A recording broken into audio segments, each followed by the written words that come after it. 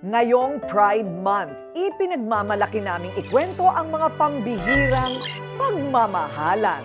Mga Becky at Tomboy na nagsimula sa titigan hanggang nagkatuluyan. Marami man ang nanlait, tumawa at humusga, pero sina Tiffany at Letly, Nat at Pacho, inilaban ang kanilang pag-ibig. Walang bibitiw dahil sila pa rin hanggang sa dulo ng bahaghari.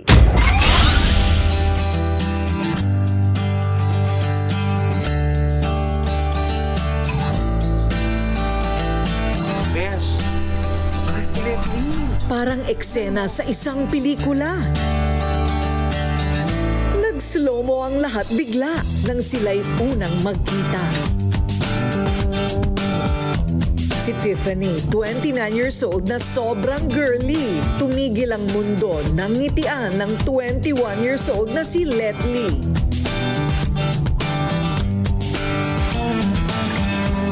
Sila ang odd couple from Calamba na nagkaroon ng happy ending. Noon, magkaiba ang kanilang gusto, lalo na sa usaping pag-ibig. Siya si Tiffany o si Regine Tor Rosario. Pinanganak na lalaki pero nagdesisyon na maging babae. Late bloomer si Tiffany.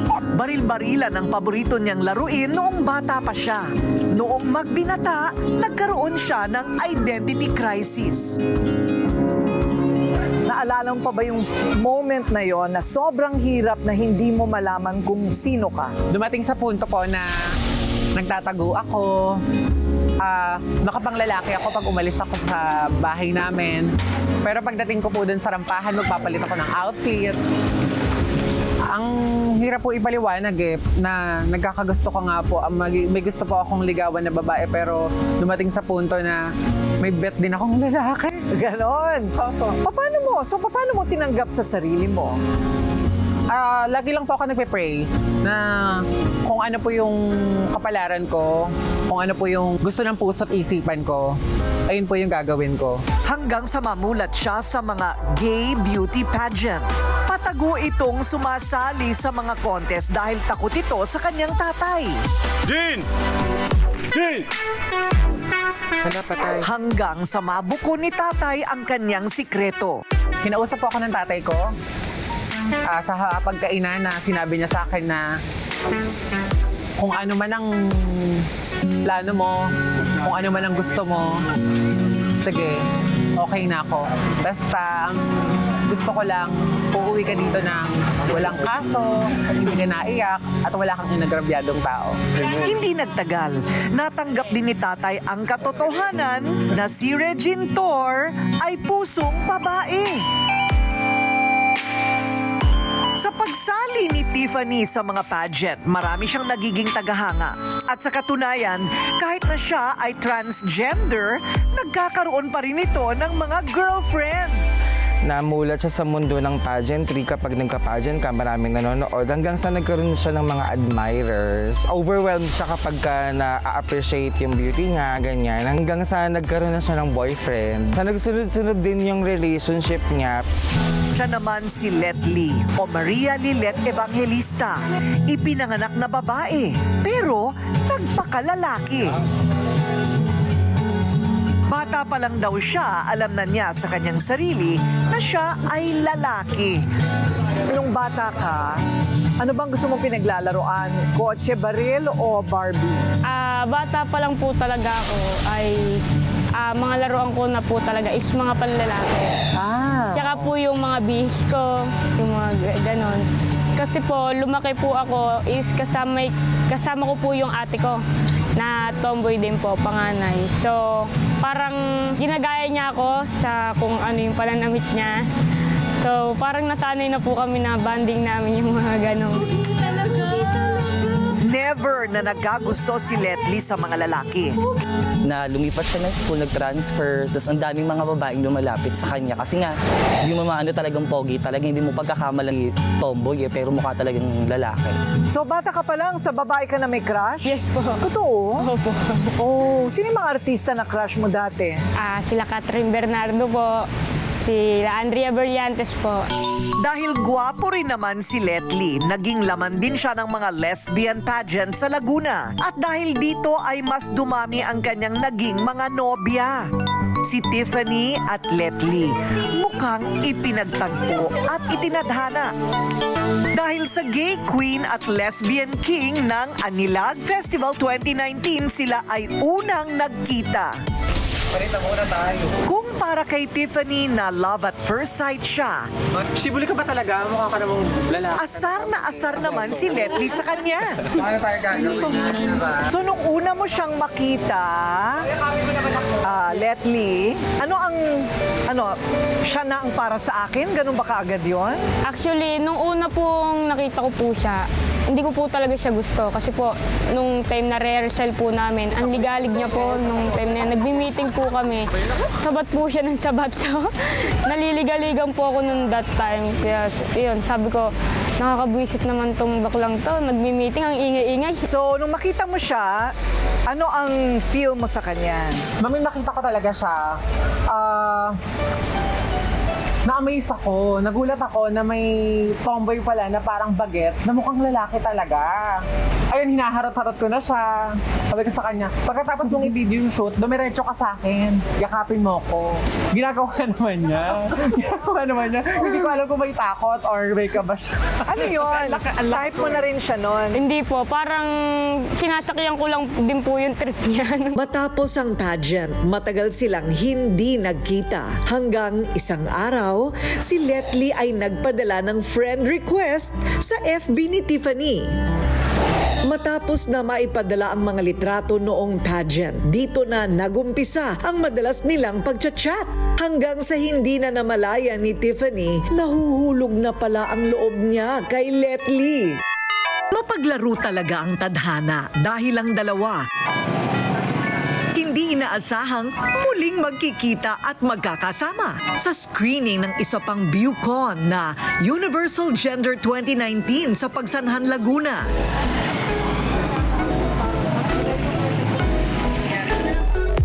Matapos ang screening ay niyaya ni Tiffany si Letly na sa kanilang bahay magbonding. Game silang nag-inuman. Nang medyo natamaan ng alak at inantok, hindi na malaya ng dalawa na nasa isang higaan sila nagkasama. Hindi na nila pinag-usapan ang nangyari noong gabi. Lumipas ang mga araw. Napalapit ang loob nila sa isa't isa. At kahit walang label, si Tiffany bigay na bigay para kay Letly. Pero tulad ng mga love story, hindi mawawala ang tampuhan. Isang araw, nag-heart to heart ang dalawa. At dito, inamin ni Letly na hindi lamang isa, kundi dalawang babae ang kanyang kasintahan. Pahag ka ba na maging tatlo kayo sa buhay ko? No! I deserve an explanation and I need an acceptable reason.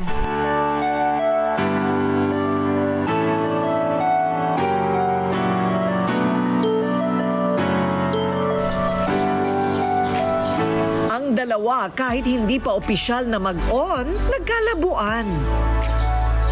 Nagtampo si Letly at deadma siya sa mga paramdam ni Tiffany. Hindi na tumuloy si Letly sa Universal Gender 2019.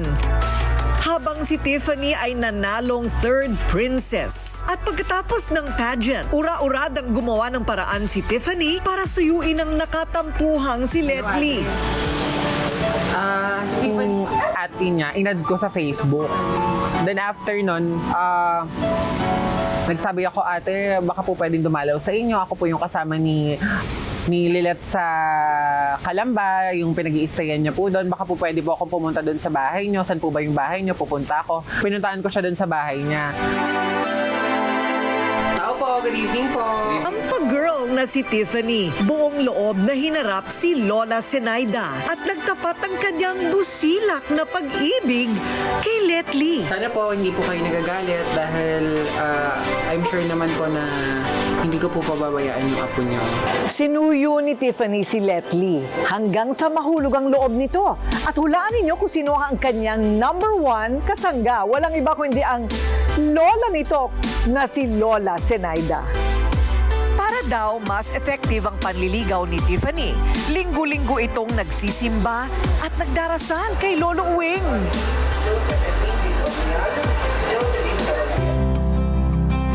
Finally, nagkaaminan ang dalawang pusong nagmamahalan. Wala na daw ligawang nangyari. At sa kanilang first date sa bahay ng kaibigan ni Tiffany, ipinangako ni Letly na siya ay magiging loyal at never nang mambababae. Pangako hindi na ako mambababae. Ikaw na lang mamahalin ko. Huwag mo ako mahalin dahil mahal kita. Mahalin mo ako dahil mahal mo ako.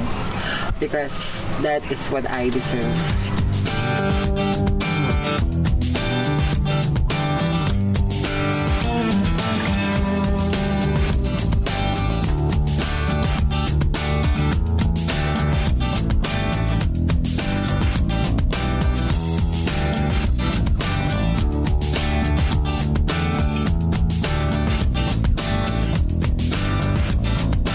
Kanilang masayang pagsasama, sinubok na naman ang panahon. Agosto 2019, nagkaroon ng tuberculosis si Letly na halos ikamatay na nito ang karamdaman. Hindi naman nawala sa tabi niya si Tiffany. Binantayan at inalagaan niya si Letly hanggang sa gumaling. Ang tunay na pagmamahal ni Tiffany, nasaksihan mismo ng pamilya ni Letly. Talaga pinagamot ni Tiffany si Lilet. Doon sila nagkaanuhan dalawa. Manaman ni Lilet si Tiffany. Sinabi sa akin ni Tiffany na, "Ma, hindi ko yan iiwanan." Sabi nga, hindi ko iiwanan yan si Lilet. Sabi niya gano'n sa akin. O sige, okay lang. Sabi ko gano'n. At umabot pa sa kasalan. O sino humingi ng kamay, Nino? Siya po. Ay, ikaw pa rin. Pinanindigan mo na talaga pagkamacho mo, ha? Dalawang beses po siya nag-propose po sa akin. 2 beses nag-propose. Haba ng hair na, ma'am, no? Haba ng hair. Amo! Will you marry me? Will you marry me now? Hindi Tama na! Kahapon pa to, kahapon pa itong plano. Will you marry me now? Sino nagsuot ng trahe de boda? Sino Ayun. Sayang naman po yung mga ano natin. Sayang naman po yung mga designer natin sa Laguna kung hindi po natin gagamitin sa mga hander ko po. Oo nga. So, ganda-gandahan ka nung araw na yon. Yes po. Okay, at ikaw naman nakatax. Yes po. O barong? Barong po. Ah, barong. po, ano Tagalog.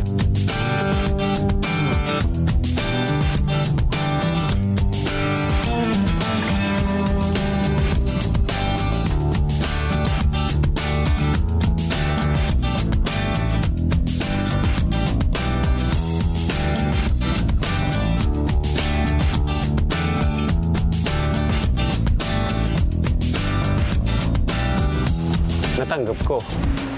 Ganun talaga. Until na ikakasal na siya. Tanggap na. Wala nang magagawa eh. Mas maganda nga yan, ganyan. Mag-asawa ka para magkaapo ako. Sabi ko, pag ikaw tumanda, walang aakay sa'yo. Gusto mo yung mga taong, nakikita mo yung mga tumandang mga ano diyan katulad mo, ganyan. O paano-ano lang sila. O tumanda, walang akay na bata. Eh siya, ikaw yan, meron ka. Nakakatuwa ang relasyon ng dalawa dahil ang astiging si Letly, prinsesa kung ituring ni Tiffany. Huwag niyo pong ikatuwa. Kahit nga po yung panty niya, ako naglalaba. Talaga? Yes po. Opo.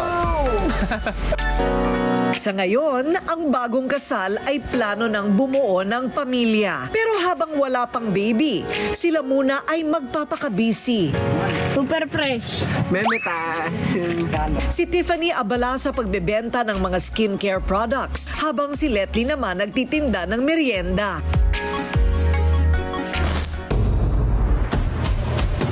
Pinasok na rin ng mag-asawa ang paggagawa ng mga video content na kanila namang ipinapalabas sa YouTube. Sinishare nila sa kanilang mga kaibigan at mga netizen sa mga ganap nila sa buhay. Talagang nakaka-artista ang love team ng dalawa. Sila na ang sakalam. Ang message ko lang po kay Ma'am si Tiffany tsaka kay Letty, wag na wag po nilang papabayaan ang sarili nila at wag na nila papabayaan ang bawat isa.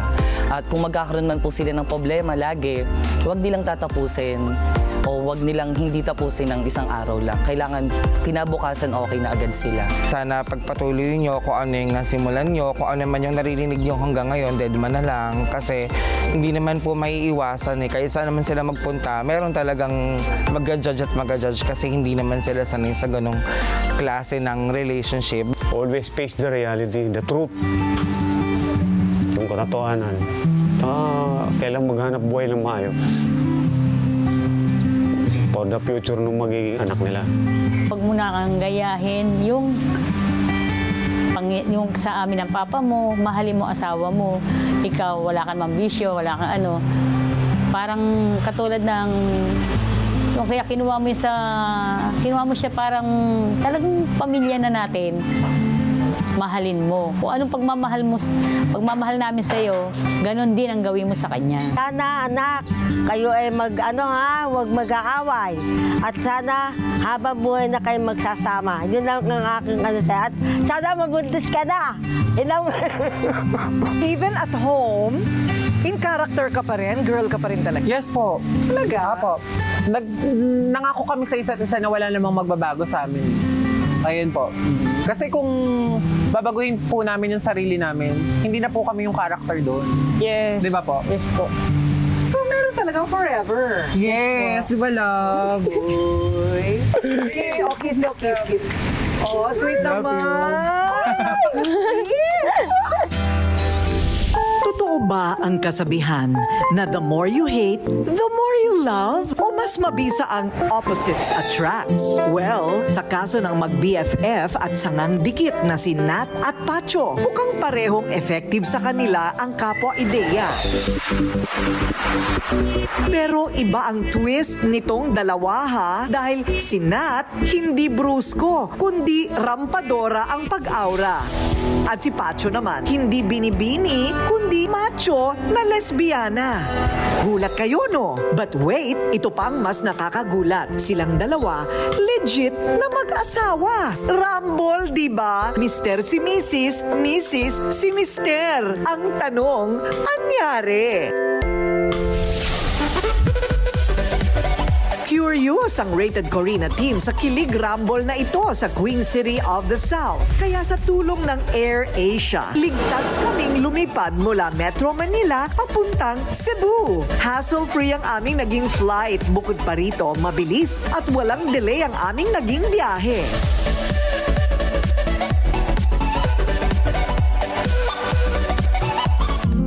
Una na naming pinuntahan ang mga pasilyo at kalye dito sa Barangay Quiyot, Cebu City na saksi sa pagmamahalan ni Nat at Pacho o mas kilala sa love team na Nacho.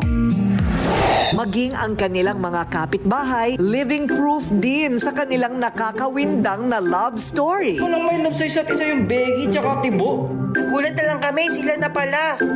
Bago pa man daw magka-developan ang dalawa, 5 taon silang magkabarkada. Ang isa't isa ang naging sandalan tuwing may problemang dumarating. Hanggang sa pagdating ng coronavirus na nakamamatay, noon mas lalo silang naging sangang dikit at solid na magtropa. Pero dito na rin unti-unting nagbago ang friendship ng dalawa. Ang mag-best friends na Becky at Tomboy na parehong na-fall sa isa't isa sa kasagsagan ng pandemya. From partners in crime to lovers in lockdown. pandemic pala ang dahilan kung paano kayo nagka-developan. Tama ba? Yes po. Ilang taon na ba kayong magkasama? 4 years. So nagkakilala kayo bago mag-pandemic. Okay, pagkatapos ang balita ko, ikaw pa daw, Nat, ang nanligaw kay Pacho. Opo, ma'am. Si Nat pa raw ang unang umami ng feelings kay Pacho. Sa mga mata ni Nat, ang Prince Charming niya, si Pacho. Pero si Pacho, nagpakipot pa at hindi agad sinagot si Nat. Dahil ang gusto ni Pacho, bilang pusong lalaki, ay siya raw dapat ang manligaw at unang magparamdam. Paano nanliligaw ang isang bading sa isang tomboy? Ay, hindi po siya kanang like literal na nanliligaw. Like, nag-confess lang ako sa kanya na gusto ko siya. Nung nililigawan mo siya, ganyan na itsura mo, haba na ng hair mo. Yes po. Naka-makeup? Naka-makeup. Ganun ba yun? Pero hinintay mo muna siyang maging 18 years old. Pero hindi po umabot sa 18. Sabi niya na okay na hindi na umabot, at least man lang nag-January na. Pero Love Wins 2019, naging official lovebirds na ang dalawa. Kakaiba ang naging dynamics ng relasyon ng Nacho.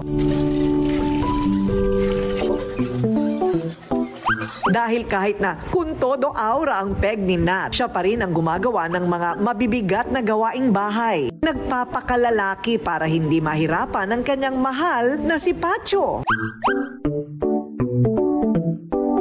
Nandyang mag-igib siya ng tubig at magkonstruksyon ng bahay nila.